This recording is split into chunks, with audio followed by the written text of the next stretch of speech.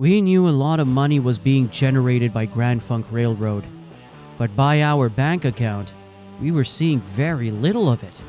These words from Mark Farner expose the shocking reality behind one of America's most popular rock bands of the 1970s. While they were selling out stadiums faster than the Beatles, their manager Terry Knight was taking nearly 3 times what they earned.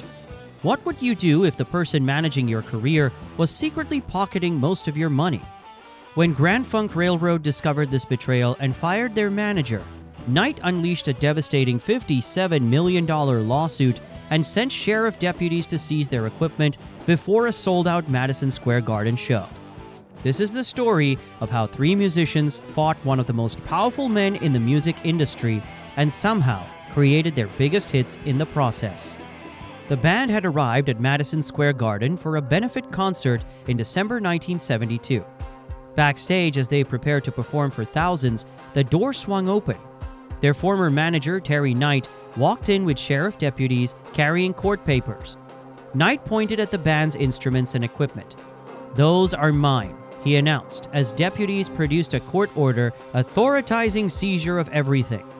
With the show scheduled to start in less than an hour, Mike Farner erupted in frustration, jumping up and down as deputies began inventorying his guitars. With panic setting in, the band faced an impossible choice: cancel the show and risk a riot, or perform knowing everything would be taken afterward. They negotiated a desperate compromise. Deputies would let them use their equipment for this performance only, with everything to be confiscated immediately after the final song. Knight positioned himself in the wings, watching the band perform with what he intended to be their equipment for the last time. True to his word, Knight had deputies move in the moment the final notes faded. Band members watched helplessly as their equipment disappeared into trucks waiting in the New York night. This calculated power play at one of the world's most prestigious venues maximized both practical disruption and public humiliation. But Knight's revenge was just beginning. By the end of 1972, Knight had filed over 30 separate legal actions against the band, their company, and individual members. The total demand reached $57 million, equivalent to over $390 million today. For perspective, Knight wanted more money from these 3 musicians from Flint, Michigan than the entire annual budget of countries like Iceland or Jamaica in 1972. Knight's strategy was comprehensive.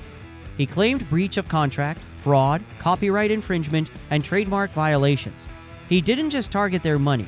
He claimed ownership of their name, asserting they couldn't perform as Grand Funk Railroad without his permission. He claimed rights to their music catalog, threatening their ability to perform their own songs. He even went after their personal assets, forcing them to worry about losing their homes. Court orders soon began freezing the band's income streams. Don Brewer later revealed that despite selling millions of records and packing stadiums, they survived on a couple $100 in weekly stipends during this period. The timing couldn't have been worse. Knight launched a legal assault when the band was at their commercial peak. Their album Phoenix had just gone gold. They were headlining major venues and their fan base was growing rapidly. If Knight won his claims to their name, music, and future earnings, Grand Funk Railroad would effectively cease to exist. The moment Grand Funk discovered the true nature of their contracts felt like a punch to the gut. Don Brewer described opening their financial statements as like finding out your best friend had been stealing from you for years. While fans lined up around the block for tickets, their bank accounts remained nearly empty. Knight's control stemmed from his clever business structure. Instead of connecting the band directly with Capitol Records, Knight created his own production company as a middleman. This meant every dollar from record sales passed through his hands first. The numbers told a devastating story. Knight took 16% of all album profits. The 3 musicians combined received just 6% or 2% each. For $1 million album, Knight pocketed $160,000, while each musician earned only $20,000.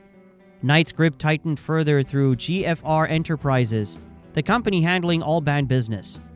Knight gave himself 21% ownership of this entity, meaning he owned a fifth of the band's business structure itself.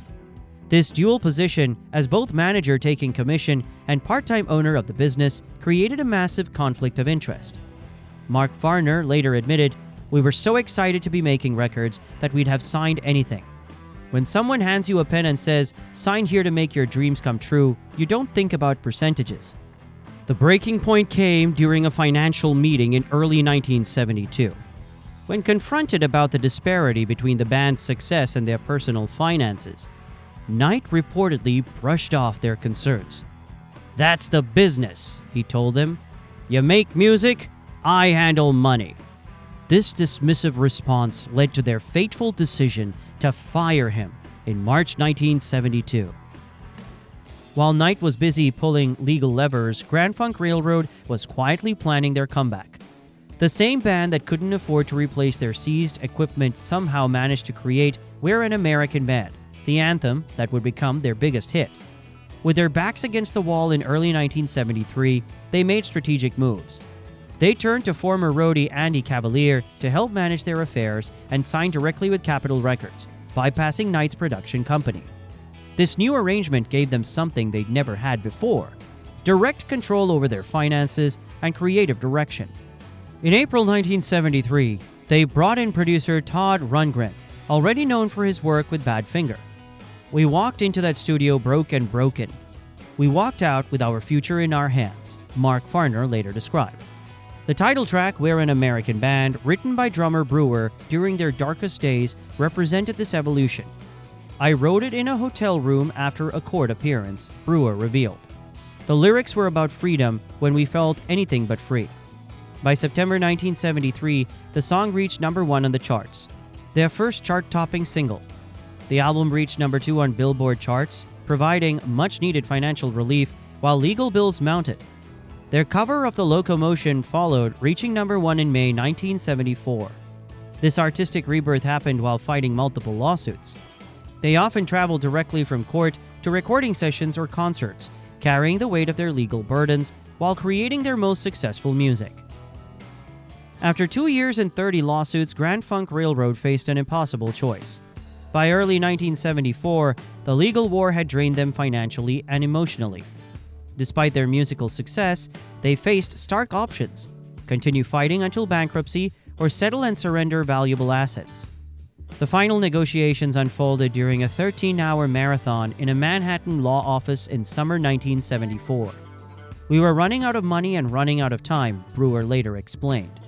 "The band wouldn't have survived if a court fight lasted longer. We had to decide what mattered most: keeping our name and moving forward, or fighting to the bitter end." The settlement they signed was bittersweet. Grand Funk would keep their band name, their most valuable touring asset. However, Knight secured the copyrights and publishing royalties for all Grand Funk recordings from 1969 to 1972, including fan favorites like "I'm Your Captain" and "Closer to Home."